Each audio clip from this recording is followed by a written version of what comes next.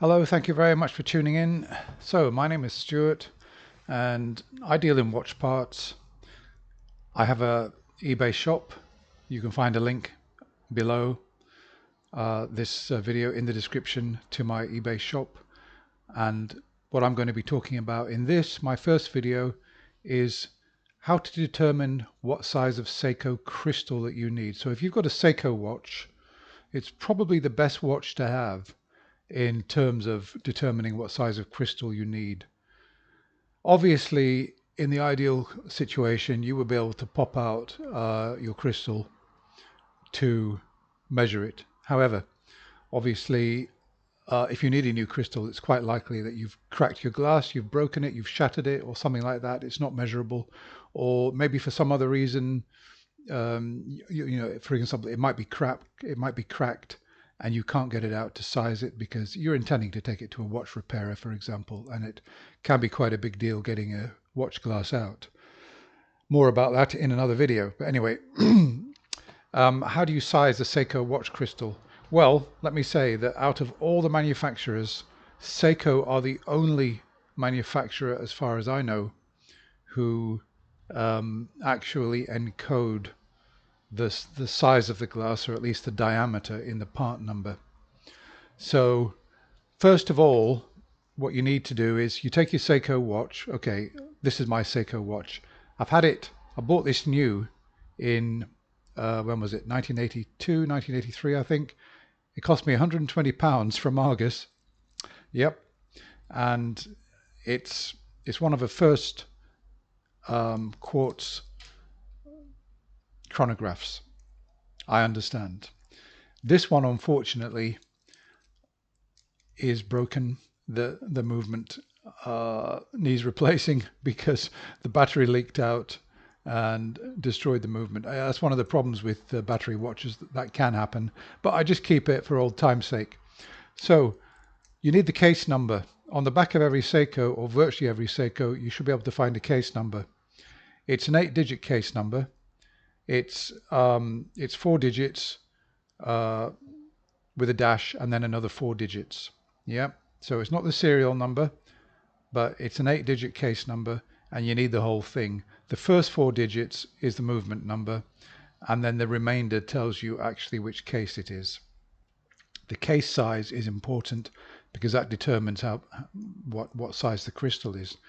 Now, if you look on the back of the case, you'll be able to find this. For example, on the back of this case, I can see quite clearly that my case number is, let's have a look, 7A. It's a 7A38 7280. Yeah, 7A38 7280. So these chronographs, they came out in the early 80s. There were 7A28s and 7A38s. This is a 7A38. That on its own, 7A38, doesn't tell you what size the glass is, but the whole of the case number will tell you. Now, there's an online database. I'm going to put a link below. There's an online database which is provided by a wholesaler called Bowley. They actually operate out of Germany, and they have got an excellent database that tells you all the part numbers. You've got to find out the crystal part number. So you go to case parts in Bowley. You'll be able to find it. It's easy to navigate your way around. Case parts. You put in to the search your case number, and you just literally click search, and then you'll see that it will come up, your case number. Virtually every single Seiko case number is there. Some are not. I mean, just a very small number, but the odds are your case number will be there. And then you'll see all the different part numbers, and one of those will be the part number for the crystal.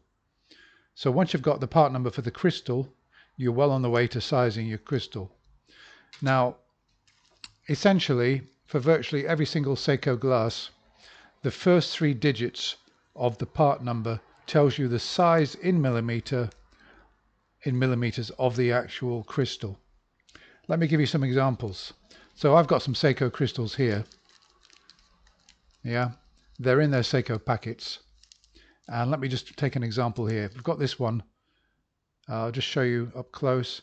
290, let me see, 290 P19 HN03. So the size of that glass is 29 millimeters exactly. All right, the first 3 digits. And we've got another one here, 275, etc. And the size of that glass is 27.5 millimeters. This is actually a very reliable way of sizing the diameter of the glass. We've got another one here, 26260. Now, unfortunately, the rest of the digits in the part number do not tell you the thickness of the glass.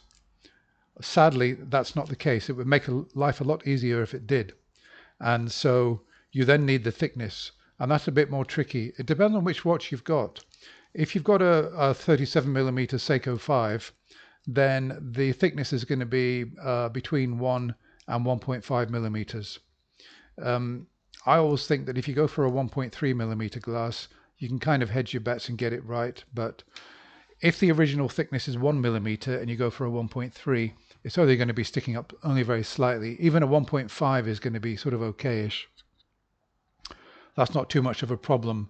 And then if you've got a diver type glass, you know, that's going to be anything from 2 millimeters to 3 millimeters thick. So depending on the kind of watch it is, you can usually guess what you can make an educated guess about what the thickness is going to be. Okay, right. So those are for mineral crystals. Now there are there are obviously there are acrylic crystals with Seiko also.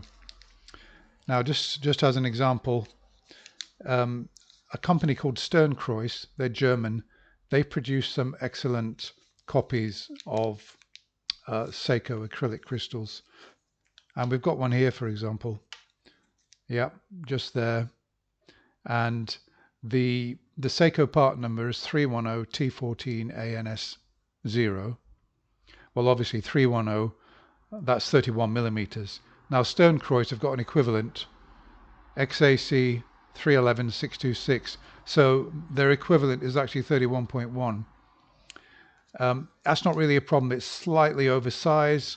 That's not really a problem. If it's 31.1 millimeters, you know, you're going to get a slightly tighter fit than the original. So yeah, so anyway, yeah, so there are mineral glasses and there are acrylic glasses, and the part number will virtually always give you the diameter.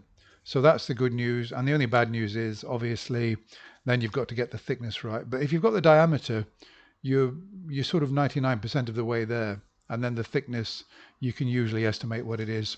Now there are some older glasses like this one, for example.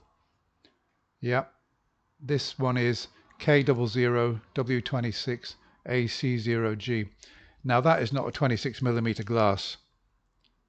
There's a 26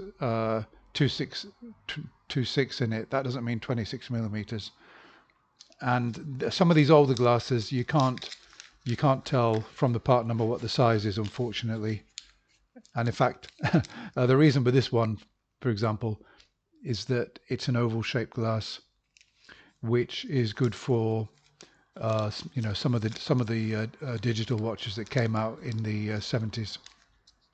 But by and large, you can get the diameter from the part number. That's the main secret with Seiko. It's very useful. It's very, very useful because for virtually every other manufacturer, Citizen, Amiga, Rolex, etc., etc., you won't get the diameter from the part number.